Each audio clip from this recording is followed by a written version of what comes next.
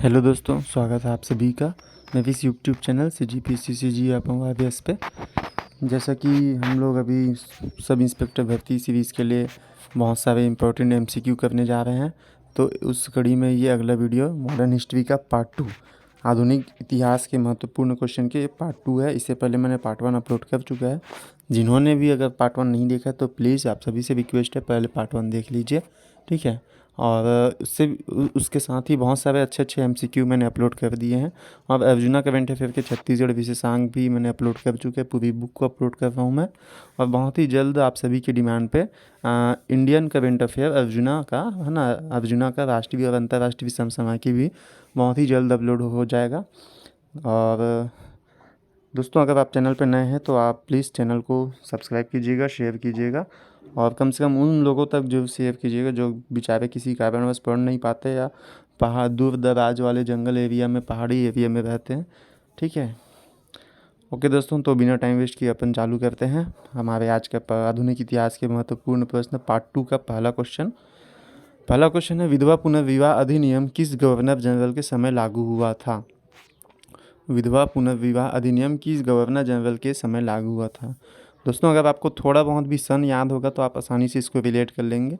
जो विधवा पुनर्विवाह अधिनियम है, इसके लिए प्रयास तो काफ़ी समय से किया जा रहा था, लेकिन फाइनली 1856 में, है ना, ईश्वर चंद्र विद्यासागर की मदद से, है ना, उस समय जो थे लॉर्ड कैनिंग थे, ईश्वर चंद्र विद्यासागर की मदद से 1856 में लॉर्ड कैनिंग ने एक विधेयक पारित किया, अधिनियम पारित किया, विधवा पुनर्विवाह अधिनियम, जिसके तहत कि विधवाओं की भी पुनर्विवाह की अनुमति दी गई, है ना। इससे पहले जो महिला थे, जो विधवा हो जाते थे, उनकी स्थिति दयनीय हो जाती थी, है ना। तो उन सभी चीज़ों को देखते हुए एक महिला भी सम्मानजनक स्थिति पे रहे, है ना, इस सभी को देखते हुए ईश्वर चंद्र विद्यासागर की मदद से, नाम याद रखिएगा कौन, ईश्वर चंद्र विद्यासागर की मदद से 1856 में लॉर्ड कैनिंग ने विधवा पुनर्विवाह अधिनियम पारित किया।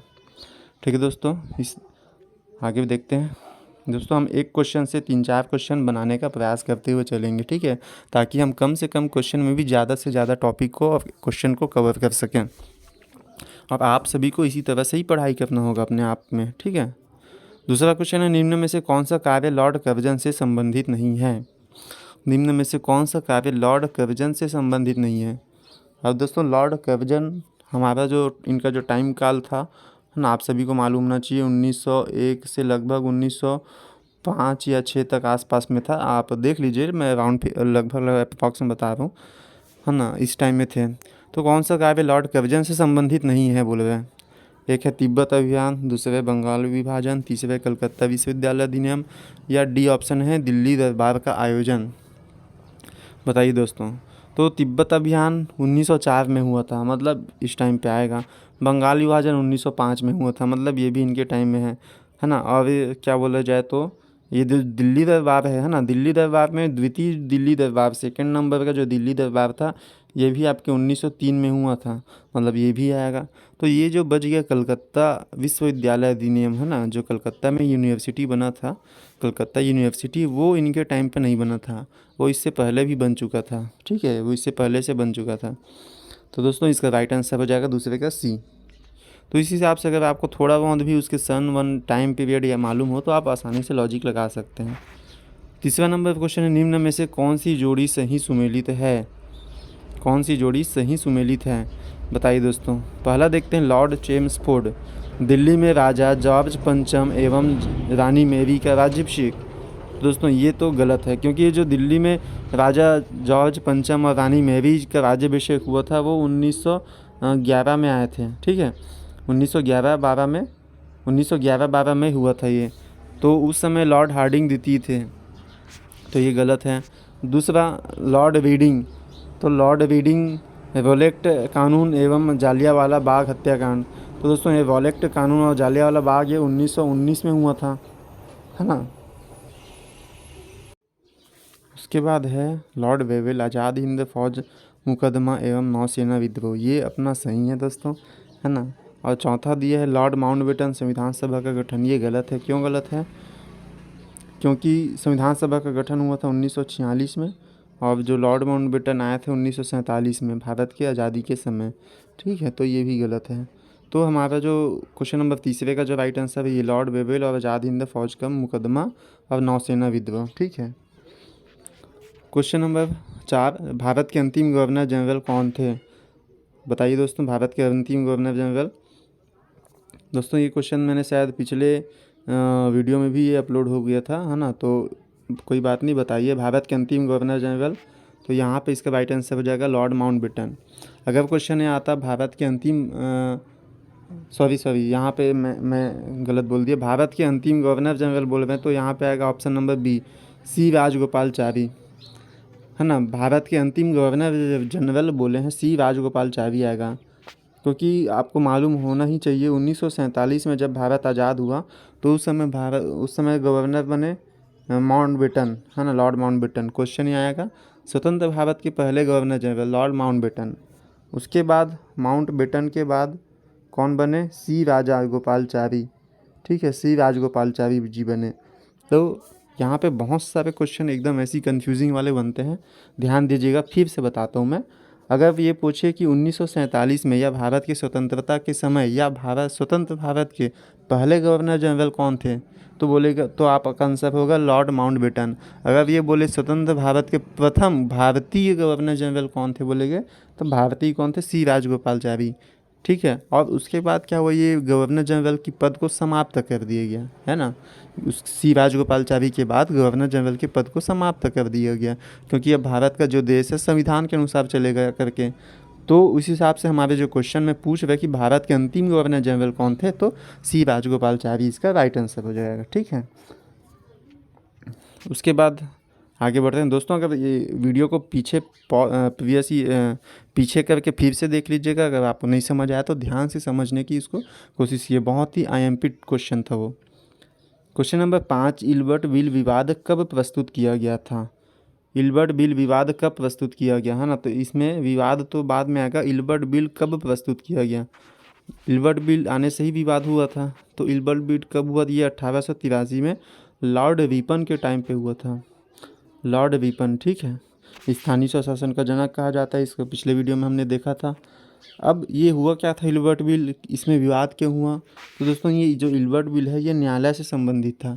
कई बार क्वेश्चन आता है इल्बर्ट बिल का संबंध किस चीज़ से था? शिक्षा, न्याय, यातायात, ऐसा करके। तो न्यायालय व्यवस्था से संबंधित था। बात ये था कि उस समय, है ना, जो भी न्यायाधीश रहते थे कॉलेजियम में, है ना, जज, तो जज ऐसा नियम था कि जो अंग्रेज़ हैं उनका जो जज या जो भी जजमेंट लगेगा वो केवल अंग्रेज़ जज ही करेंगे।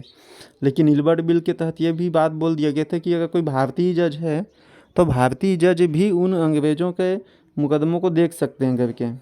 तो इसके कारण क्या है, अंग्रेज़ों में बहुत एकदम गुस्सा, अंग्रेज़ जो थे सभी गुस्सा हो गए कि कोई भारतीय हमारा न्याय कैसे देखेगा, है ना, हमारे लिए कैसे न्याय कर देगा कोई इंडियन। तो एक तो ऐसी अंग्रेज इंडिया को गुलाम बना के रखा था, तो उनको ठेस पहुंचा कि भाई हमारे गुलाम हमारे लिए कैसे जज करेंगे, हमारा कैसे वो लोग जज बन जाएंगे करके। तो इस पे बहुत विवाद हुआ था। तो इस हिसाब से लॉर्ड रिपन को ये बिल वापस लेना पड़ गया था 1883 में। और कुछ दिनों बाद लॉर्ड रिपन ने अपने पद से त्यागपत्र भी दे दिया था इसके बाद। ठीक है। और एक चीज़ याद रखिएगा, स्थानीय स्वशासन के जनक तो बोलते हैं लॉर्ड रिपन को, और उदारवादी लॉर्ड भी बोला जाता है गवर्नर जनरल, काफ़ी उदारवादी भी थे। फिर है क्वेश्चन नंबर 6। क्वेश्चन नंबर 6, किस गवर्नर जनरल ने डाक और तार विभाग की स्थापना की थी? किस गवर्नर जनरल ने डाक और तार विभाग की स्थापना की थी? ऑप्शन है पहला लॉर्ड कर्जन, ऑप्शन बी है Lord Dalhousie, option C Lord Ripon, option D Lord William Bentinck. तो हमारा क्वेश्चन क्या है दोस्तों, किस गवर्नर जनरल ने डाक और तार विभाग की स्थापना की थी? तो डाक और तार विभाग की स्थापना हो जाएगा आपका option number B, Lord Dalhousie. Lord Dalhousie ने किया था 1854 में, इन्होंने किया था डाक और तार विभाग की स्थापना। और लॉर्ड डलहौजी का टाइम पीरियड दोस्तों ये था 1849 से 1855 तक। ठीक है। उसके बाद लॉर्ड कैनिंग आ गए थे और लॉर्ड डलहौजी ने हड़प नीति की सिद्धांत बताया था, है ना, हड़प नीति से, और फूट डालो और राज करो की नीति भी अपनाई थी इन्होंने।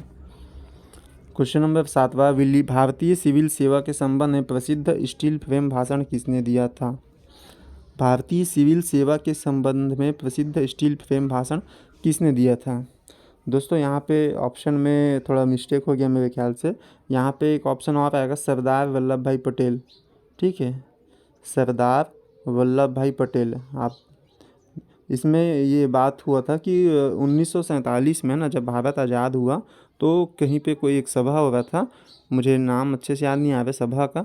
तो जो सभा में जब सरदार वल्लभ भाई पटेल गए थे तो वहाँ पे बहुत सारे हमारे सिविल सेवा के प्रशासनिक अधिकारी भी उस समय गए पहुँचे हुए थे, जिनको अभी IAS IPS बोलते हैं। ठीक है, तो सरदार वल्लभ भाई पटेल ने बताया, मतलब उन्होंने भारत वहाँ पे एक अच्छा सा भाषण दिया था कि ये जो हमारे सिविल सेवा के जो प्रशासनिक अधिकारी होते हैं IAS IPS, यही असली देश के मतलब चलाने वाले हैं बोल सकते हो। और आज भी ये चीज़ आज भी ये चीज़ लागू होता है कि जो हमारे सिविल सेवा के प्रशासनिक अधिकारी है, या चाहे राज्य सेवा के प्रशासनिक अधिकारी है, जितने भी गवर्नमेंट अधिकारी है वही है ना। जैसे आप कल के डेट में एक सब इंस्पेक्टर बन जाएंगे तो, या CGPSC के थ्रू कोई एक अधिकारी बन जाएंगे तो आप ही एक मतलब चलाने वाले रहेंगे सही साठ, है ना।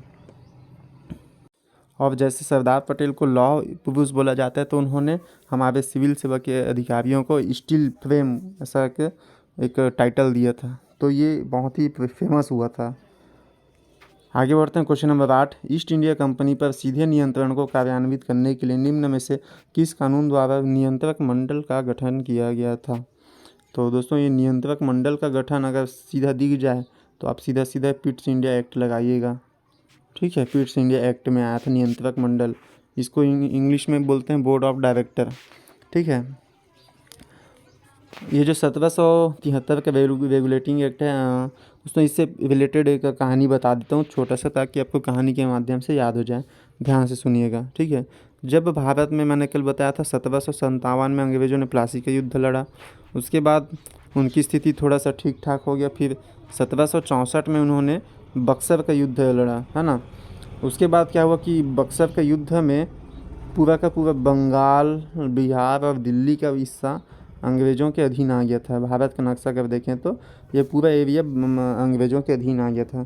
तो इससे अब अंग्रेज़ों की लालसा और बढ़ गई कि उन्होंने सोचा कि अगर हम इतने भाग को जीत लिए, तो भारत के मेजर भाग को जीत लिए, तो मेन के बाद तो अब छोटे छोटे राज्यों को तो आसानी से जीता जा सकता है और भारत को गुलाम बनाया जा सकता है। तो ये जो 1764 बक्सर का युद्ध था, ये आपके भारत के इतिहास में एक बहुत बड़ा टर्निंग पॉइंट था। ठीक है, अब हुआ क्या, यहाँ से अंग्रेज़ों ने भारत पे राज करना चालू कर दिया।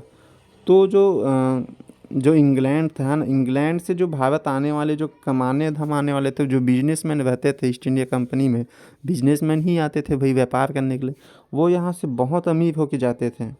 वो जब जाते थे ब्रिटेन वापस तो बहुत अमीर होके जाते थे। कारण यही था, वो लोग इतने एरिया पे राज कर रहे थे, तो यहाँ से बहुत सारे अपार धन संपत्ति निकाल लेते थे वो लोग। तो ब्रिटेन में फिर एक नियम लाया गया कि वहाँ पे जो हमारे ईस्ट इंडिया कंपनी है उनका देख रेख किया जाए, उनको सही तरह से रेगुलेट किया जाए, है ना।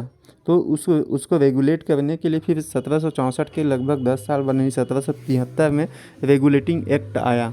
ठीक है, इसमें नियम कानून बहुत सारे बताए गए।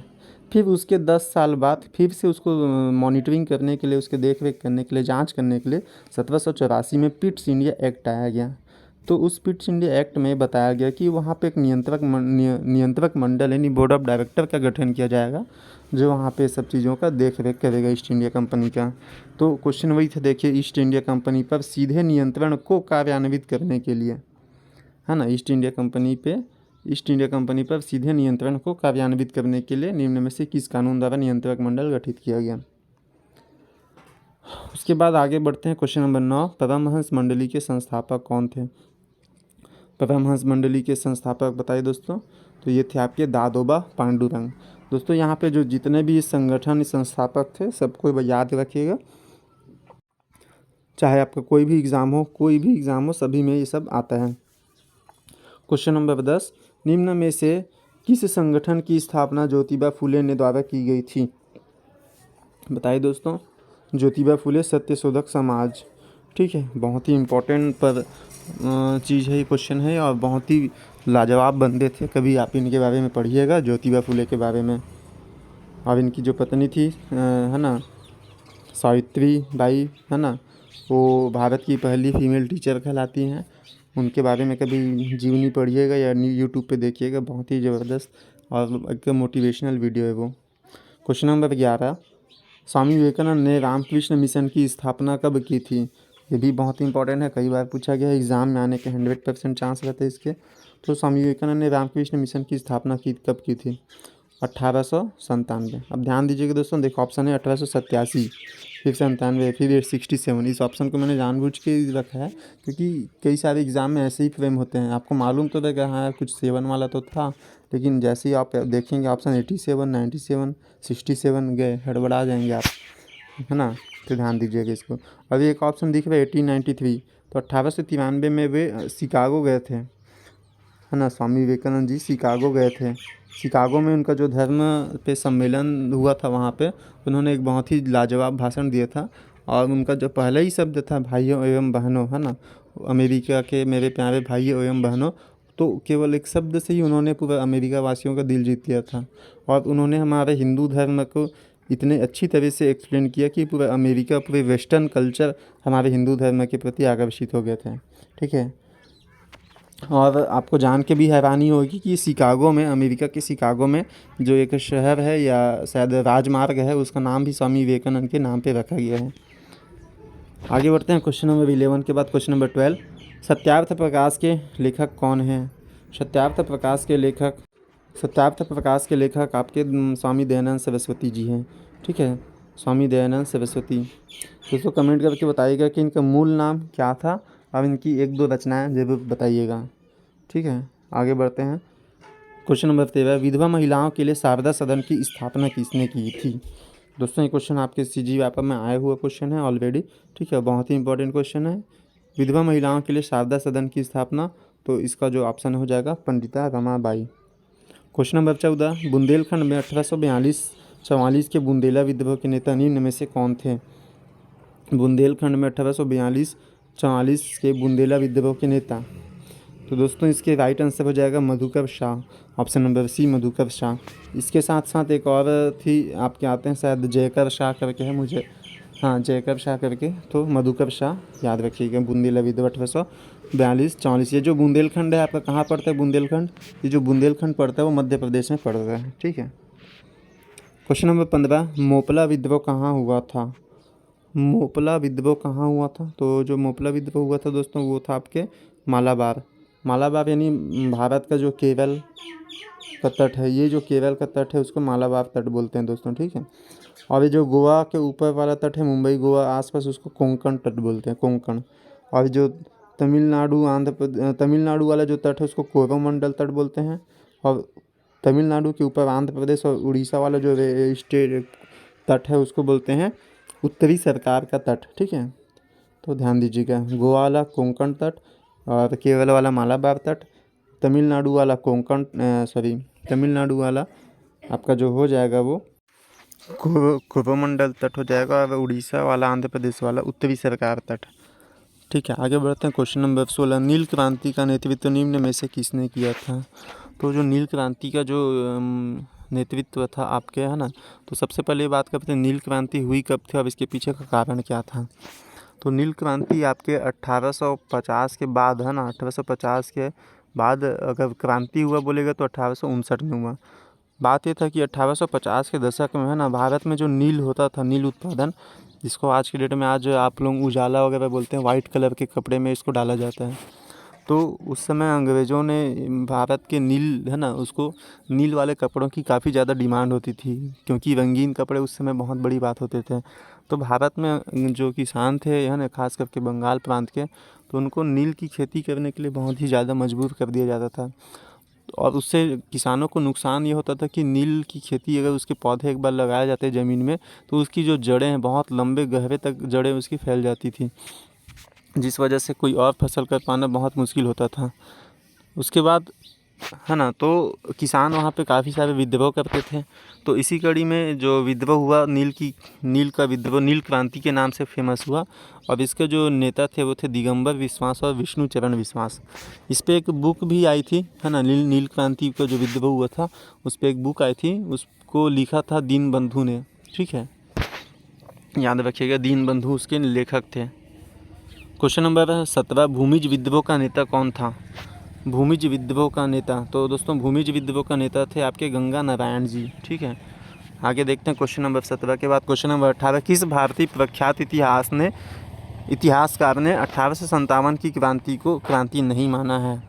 किस भारतीय प्रख्यात इतिहासकार ने 1857 की क्रांति को क्रांति नहीं माना है? तो इसके राइट आंसर हो जाएगा दोस्तों आर.सी. मजूमदार। अब आर.सी. मजूमदार दोस्तों उस समय जो थे 1857 के है ना आसपास अंग्रेज के दरबार में है ना, अंग्रेज अधिकारियों के दरबार में एक क्या बोला जाए तो उसको गवर्नमेंट लेखा जोखा या लिखने वाले इतिहासकार बोल सकते हैं। अब क्योंकि ये गवर्नमेंट के अंडर में आते थे, अंग्रेज़ों के अंडर में आते थे, तो ये इनकी मजबूरी भी हो गई थी बोल सकते हैं कि इन्होंने भाई 1857 की क्रांति को क्रांति नहीं बोला। ठीक है, ये खुद गवर्नमेंट के अंदर में एक अधिकारी थे, कर्मचारी थे। उसके बाद क्वेश्चन नंबर 19, 1857 के विद्रोह के समय निम्न में से कौन भारत का गवर्नर जनरल था? 1857 के विद्रोह के समय कौन भारत के गवर्नर जनरल था दोस्तों? तो बहुत ही आईएमपी क्वेश्चन है, लॉर्ड कैनिंग। इसी क्वेश्चन को दोस्तों कई बार घुमा फिरा के भी दे देते हैं कि बोल दिया जाता है कि सिपाही विद्रोह या सिपाही विद्रोह है ना के समय भारत के गवर्नर कौन था करके, तो ध्यान रखिएगा। क्वेश्चन नंबर लास्ट क्वेश्चन हमारे आज की वीडियो का है ना, क्वेश्चन नंबर 20, 1857 के विद्रोह में दिल्ली में विद्रोही सिपाहियों का नेता निम्न में से कौन था? तो 1857 के विद्रोह में दिल्ली में विद्रोही सिपाहियों का नेता दोस्तों कौन था ये? तो आपका जो राइट आंसर हो जाएगा बख्त खां। अब यहाँ पे ध्यान रखिएगा है ना, इसका 1857 के जो विद्रोह हुआ था सैनिक विद्रोह, उसका थोड़ा सा एक मैं एक्सप्लेनेशन दे देता हूँ।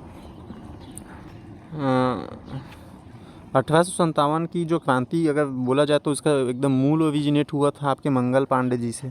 ठीक है, मंगल पांडे ने क्या किया था, जो बंगाल के बैरकपुर रेजिमेंट में है ना वो एक सिपाही थे, तो हुआ क्या कि उन्होंने अपने एक अंग्रेज़ अधिकारी को गोली मार दिया था है ना, कैप्टन हडसन और बाघ को है ना, हडसन एवं बाघ को गोली मार दिया था। उसके बाद ये इनको फांसी तो दे दी गई, लेकिन इनके जो बाकी सेना थे है ना, इनके जो बाकी दोस्त यार लोग थे जो ब्रिटिश में सिपाही थे, उन्होंने फिर अंग्रेज़ों से बदला लेने का निश्चय कर लिया और भारत को अंग्रेज़ों से छुड़ाने का निश्चय किया। अब मेन मुद्दा इनके पास ये आया कि हम 2-4 लोग तो मिल के कर नहीं सकते, तो इनको अब चाहिए थी सेना की ज़रूरत। तो ये बोले कि जहाँ जहाँ हमारे और ब्रिटिश अधिकारी में, ब्रिटिश रेजिमेंट में सेना हमारे सिपाही लोग हैं, उनको हम एक साथ अपने में मिलाएंगे और भारत को आज़ाद कराएंगे। तो ये अब बोले कि जहाँ जहाँ हमारे और सिपाही लोग हैं वहाँ वहाँ जाएंगे उस रेंज में, और हमारे उनके को एक साथ कलेक्ट करके अपने साथ मिला के भारत को आज़ाद करेंगे। तो ये चल पड़े। उसके बाद फिर सबसे मेन चीज़ ये हुआ कि अब भारत को आज़ाद तो कर लेंगे, लेकिन हमारे भारत के चलाने वाला कौन रहेगा है ना, अंग्रेज़ तो चले जाएंगे, उसके बाद क्या होगा, फिर से सभी राजा एक दूसरे में मिल के लड़ने लग जाएंगे। तो इन्होंने निश्चय किया कि जैसे इससे पहले मुग़ल राजा थे, तो मुग़ल ही हमारे राजा होंगे अगर भारत को अंग्रेज़ों से आज़ाद करा लेंगे तो फिर ये बोले कि मुग़ल राजा अभी इस वक्त कहाँ हैं, दिल्ली में। तो फिर ये चल पड़े दिल्ली की ओर। अब यहाँ पे एक नारा दिया इन्होंने, चलो दिल्ली करके। ठीक है दोस्तों, चलो दिल्ली करके इन्होंने नारा दिया और ये चल पड़े मेरठ की ओर है ना, क्योंकि दिल्ली के रास्ते से पहले मेरठ पड़ेगा। तो यहाँ पे एक क्वेश्चन आपने काफ़ी पढ़ा होगा कि 1857 की क्रांति का प्रारंभ कहाँ से हुआ? तो एक जगह आएगा मेरठ है ना, आपको कुछ नहीं देखना, केवल मेरठ पे टिक लगा देना है।